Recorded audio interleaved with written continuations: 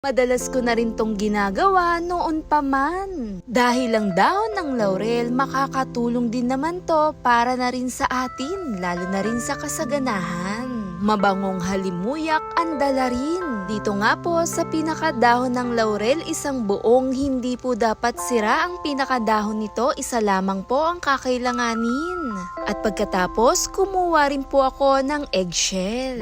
Dito nga po sa pinaka-eggshell, nilagyan ko na rin ang pinakabutas para tanggalin yung pinakaloob nito. Dahan-dahan ko nga lang din inalis para hindi rin basta-basta masisira yung pinaka-eggshell natin.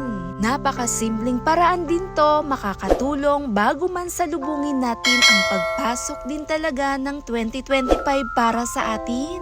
Na inaalis ang negative energy na tumutulong din to, lalo na rin mag-cleanse, lalo na rin sa loob ng ating tahanan. At kung mapapansin nyo po, ganito po ang itsura niya, yung pinakabuong dahon ng laurel, dinirekta ko nilusot doon mismo po sa pinaka-eggshell at sinindihan yung dahon. At heto nga ang magsisilbing incense natin sa loob ng ating tahanan, nililinis niya at nagbibigay positive, inaalis nito ang mga negative energy. Dahil na rin sa pinakausok ng pinaka-bay leaf natin. Sobrang nakaka-relax lalo na yung pinakausok nito, lalo na rin sa ating tahanan. Kahit saang parte sa loob ng ating tahanan ay pwede natin tong gawin, sa may kwarto, sa may sala, kahit bandang pintuan at sa gilid man ng ating mga kusina ay pwedeng-pwede to. At heto pa, yung isang ginawa natin dito nga mismo sa pinakagitna, ilagay yung pinaka-eggshell kasama ng pinausukan nating bay leaf.